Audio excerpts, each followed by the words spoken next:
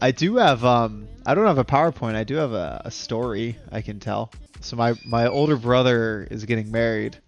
Derek is the degenerate of the family in the regard that like he was like the kid who like got into trouble growing up, and while he's mellowed out quite a bit, a lot of his high school and college buddies have arguably gotten worse. There was we had our wild card because every bachelor party trip needs to have a wild card.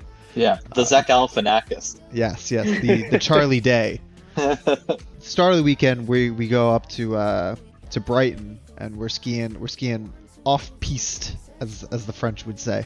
We're going a little out of bounds action, which is already like, you know, we're pretty advanced skiers, but there's, I shit you not, 16 of us total at this bachelor party, and 12 of us went out of bounds, which is just a lot of people to keep track of. So we start a little buddy system.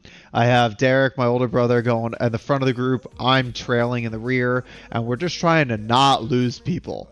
Because if I don't know if you've skied out of bounds skiing before, very dangerous. You're supposed to have a probe, you're supposed to have a shovel, you're supposed to have a beacon. We have none of those three.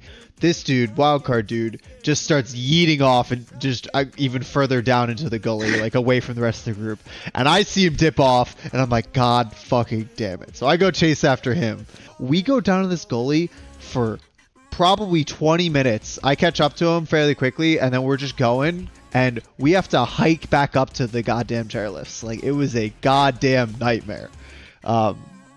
It worked out fine. No one died in a tree well or anything, but like that kind of sets the tone.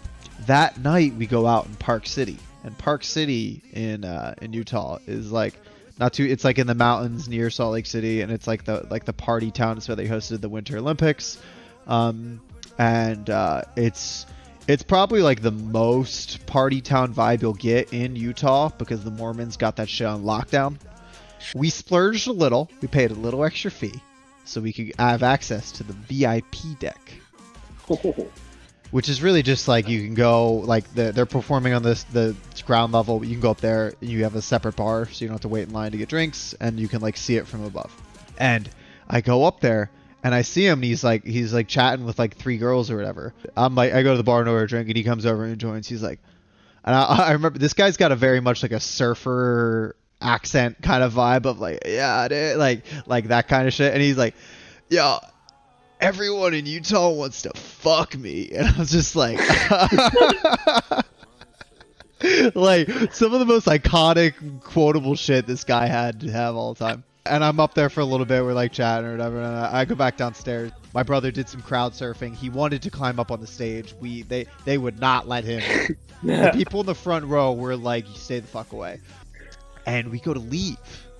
And we're leaving, and we're doing our little head count drill because again, we got 16 people. And my entire goal this entire trip is no one gets arrested, no one dies. That's like, I was like, I'm best man. My goal is this isn't about me. This is make sure my brother has a good time and that there's nothing bad that happens that's so bad that it kills the vibe of the trip, basically. And we're leaving, we're good. And we're starting to walk away, and then someone turns back. I'm like, what's going on? It's like, we're missing him. Missing wildcard, dude. A few of us go like down the street. There's so many cops on the street. And a few of us go down the street, and we're going to like the block over where we parked in the parking garage while they go back to go grab him. You open up the van, there's like beer cans spilling out of it and all this shit because we're skiing. So like the amount of beers that have been consumed in this van, we're not drinking and driving, but like if you're not driving, you're in the van drinking. So we open the van, we're in the top of a parking garage, beer cans spilling everywhere, and my brother calls me. He's like, "Yeah, he's in an ambulance." And we're like, "What the fuck?" He's like, "Shit's not good. I'll call you back," and then hangs up. And so we're sitting there for 15 minutes thinking of all horrible things that could have went wrong. Time goes by, we're sitting there, we start like cleaning up. We're like, we should be ready to do something. So we started like ditching all the cans and stuff and started throwing everything out. And eventually they call back. They're like, all right, they're gonna let him go, but they need to make sure that whoever he's getting home, whoever's driving, is good to drive. and I'm DD for that night. So he's like, Ryan, are you good? Like they might breathalyze you, they might make you take a test. I don't know. I'm good. I stopped drinking at 6. It's now midnight. I'm certain. So we drive back. There's 3 cops. There's a crowd of people outside the venue. People are recording. There's the ambulance right outside of it, and we pull up and we stop and we're waiting. And then they open the door and they start taking him out on a gurney.